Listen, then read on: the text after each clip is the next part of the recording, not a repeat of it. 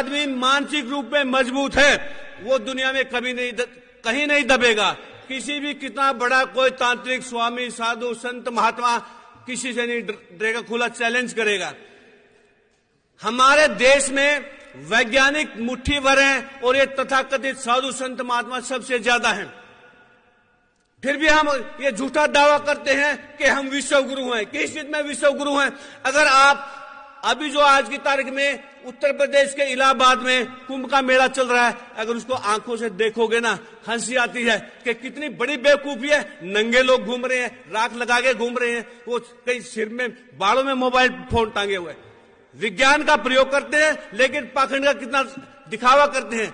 वो राजशाही यात्रा, शाही यात्रा, पेशवा यात्रा और घोड़े, गधे, हाथी पे नंगे बैठ कर चल रहे हैं। क्या दुनिया में हमारा मजाक नहीं हो रहा? अगर वो पैसा विज्ञान और टेक्नोलॉजी पे लगाया जाता, क्या बड़े बड़े वैज्ञानिक तैयार नहीं होते? क्योंकि हमारे धरातल पर वैज्ञानिक तैयार नहीं किए जाते, पाखंडी तैयार किए जाते हैं, बाबे मोड़े तैयार किए जाते हैं और वो देश की जनता को नशा करना सिखाते हैं। सारे के सारे बलात्कारी मिलते हैं। अगर आप देखो दक्षिण भारत के मंदिरों में जितने पुजारी बैठे हैं 100% सारे के सारे बलात्कारी हैं। देवदासी प्रथा हमारे पूरी दुनिया के इतिहास में देवदासी प्रथा हमारे माथे का कलंक है। दुनिया के किसी भी धर्म में छुआछूत नहीं है, केवल हिंदू धर्म में जिसके अंदर छुआछूत और मानव दुनिया की मानवता के सबसे बड़ा कलंक है। क्या हम इस कलंक पर फख्र कर सकते हैं? आज भी इस राजस्थान के हमने काफी इलाके जब सर्वे में देखे गए, हैरान रह गए।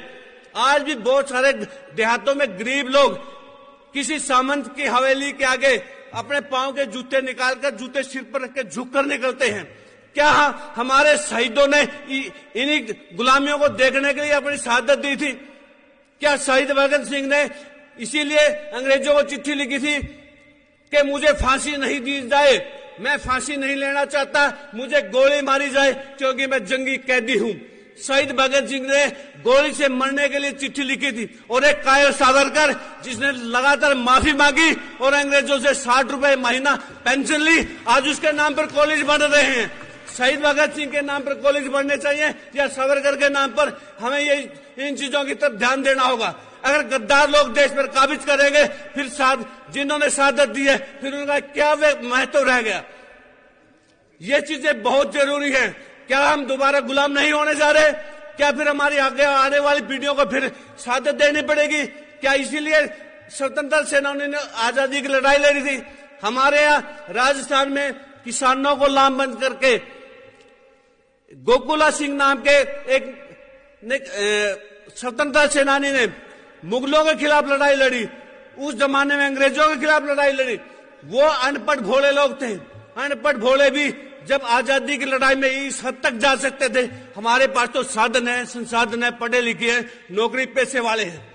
क्या हम उन लोगों की तर्ज पर इस अत्याचार का खिलाफ विरोध नहीं कर सकते? जिस देश में बच्चे भूख से मर रहे हैं वहां गणेश दूध पी जाता है।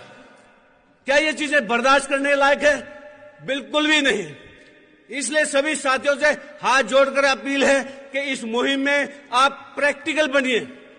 अपने आसपास जहां भी जिस इलाके में आप वहां काम करिए। और सभी से एक बात विशेषकर कहना चाहूंगा, क्योंकि जो साथी इस लाइन में आते हैं वो सबसे ज्यादा एक चीज पे उलझते हैं, वो है भगवान का मुद्दा।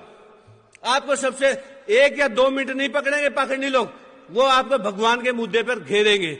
आपको सिंपल एक लाइन में जवाब देना है। अगर वो कहते हैं आप भगवान को मानते हो या नहीं, आपने हाँ या ना में जवाब देने की बजाय एक ही लाइन में बोलना है कि हम भगवान को ढूंढ रहे हैं, तलाश कर रहे हैं। जिस दिन भगवान मिल गया सबसे पहले आपको मौके पे बुलाएंगे।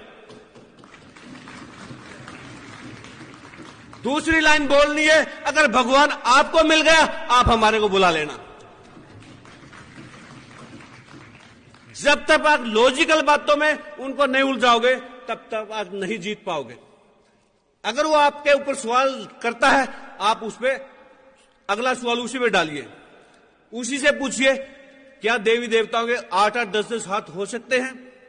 अगर 8-10 हाथ एक देवी के होंगे, वो कैसे कमीज पहनेगी, ब्लाउज पहनेगी? ये लॉजिकल बातें कीजिए। लॉजिकल बात करोगे तो आप जीतोगे। सवाल उन्हीं से डाल दो कि हनुमान ने सूरज मुंह में ले लिया। उन बेवकूफों से सवाल करो, धरती से सूरज 13 लाख गुना बड़ा है, 13 लाख गुना बड़ा। तो वो आदमी हनुमान फिर धरती पर रहता कैसे था? जब 13 लाख गुना बड़ा सूरज को मुंह में ले गया, तो उसका खुद का साइज तो सूरज से 16 लाख गुना बड़ा होना चाहिए ना। जब तक आप खुला चैलेंज नहीं करोगे तब तक बात नहीं बनेगी। मेरे जो शादी के कार्ड में जो कोटेशन पे लिखा था, अंधविश्वास, पाखंड और प्रदूषण मुक्त शादी, इस प्रदूषण वाले मुक्त पे सबसे ज्यादा फोन आए कि हवन से कैसे प्रदूषण फैलता है। मैं लगातार फोन आने से परेशान हो गए, तैयारी चल रही थी। फिर मैंने 10 करोड़ का इनाम रखा जी। अगर कोई ये साबित कर दे हवन यज्ञ से पर्यावरण सुधरता है तो हम 10 करोड़ देंगे, और अगर हम साबित करेंगे कि प्रदूषण फैलता है 10 करोड़ आप देना। उसके बाद किसी का फोन नहीं आया। आज चौथी क्लास के बच्चे को पता है, तीसरी चौथी क्लास के बच्चे को, जब भी आग जलेगी ऑक्सीजन खत्म होगी, कार्बन डाइऑक्साइड, कार्बन मोनोऑक्साइड, ये गैसें पैदा होती है। अगर आप घी फूको, चंदन फूको, हम हवन सामग्री फूको, carbon dioxide, carbon monoxide, sulphur dioxide, तीनों गैसें निकलते, तीनों हमारे लिए नुकसानदायक हैं। ये जानकारी बराबर बताना जरूरी है। हमारे बुजुर्गों ने कहा था देसी घी खाने की चीज है, फूकने की नहीं, जलाने की नहीं। देसी घी खाओ, ताकतवर बढ़ो, शारीरिक तौर से भी, मानसिक तौर पे भी। इसलिए सभी साथियों से हाथ जोड़कर अपील है, ज्यादा से ज्यादा पत्रिकाएं पढ़े, ज्यादा से ज्यादा किताबें पढ़े, ज्यादा से ज्यादा प्रोग्रेसिव डॉक्यूमेंट्री फिल्म है वो ज्यादा से ज्यादा देखे, और ज्यादा से ज्यादा लोगों को जोड़े, और पूरी ताकत के साथ इस आंदोलन में कूद पड़ो। और हमारे देश का भविष्य वैज्ञानिक नजरिए में है, तरक्शीलता में है, नास्तिकता में है। नास्तिक आदमी उसे कहते हैं जिसे खुद पर भी भरोसा है, दूसरों पर भी भरोसा है। आस्तिक कौन है? जिसको ना खुद पे भरोसा ना दूसरे पे भरोसा। मजबूत आदमी ही हमेशा जंग जीतते हैं, कायर और कमजोर नहीं। हमारे देश को गुलाम होने का सबसे बड़ा कारण अंधविश्वास, पाखंड है। जब ये सोमनाथ का मंदिर लूटा, उस मंदिर में जो हमलावर से सैकड़ों गुना ज्यादा पंडे पुजारी भक्त बैठे थे, उन्होंने तालियां बजानी शुरू की, खड़ताल बजानी शुरू की, जय गोविंदा, जय गोपाला, इनको अंधा कर देगा। मोहम्मद गौरी हजारों ऊंटों पे, घोड़ों पे सारे सोना चांदी लूट के ले गया। वहां कोई भगवान ने चू भी नहीं की। मुगलों ने पूरे देश को मार मार डंडे सीधा कर दिया। क्या कोई भगवान देवी देवता आया? नहीं आया। सारे के सारे कोने में दब गए थे। कोई भगवान नहीं आया, ना अंग्रेजों के टाइम में आया। जब यहां गरीबों पे अत्याचार होता है, कौन सा देवी देवता, कौन सा भगवान आता है? फिर ऐसे भगवान, ऐसे देवी देवता हमने चूल्हे में देने जो हमारे किसी काम के नहीं। अपने बच्चों को अगर एजुकेशन देनी तो वैज्ञानिक नजरिए की देनी है। केवल शिक्षा से बात नहीं बनेगी। आपको पीएचडी भी सूर्य को पानी देता मिलेगा। पढ़ा लिखा या अनपढ़ ये मायने नहीं रखता। आप जागरूक हैं या अंधविश्वास है ये मायने रखता है। तो साथियों, इसीलिए हर जगह आप तरक्की कीजिए। जो हमारी देश की, हमारा देश गरीब नहीं है, जनता गरीब है। जो यूरोप के लोग जाहिल कहलाते थे, उन्होंने हमारे यहां राज किया।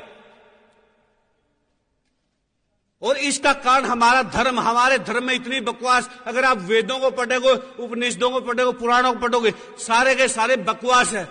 पुराणों में ऐसी बात है आप परिवार के बीच बैठ के पढ़ नहीं सकते, इतनी गंदी बातें हैं उनमें, पुराणों में। इसलिए हमने सारी स्टडी की है। अगर आप इनको वास्तव में पढ़ोगे, इतनी गंद भरी है। तो इसीलिए सभी साथियों से अपील है, सारी वैज्ञानिक चेतना की अच्छी अच्छी किताबें पढ़िए, जागरूक कीजिए समाज को, सभी को। जय जवान, जय किसान, जय विज्ञान, जय इंसान।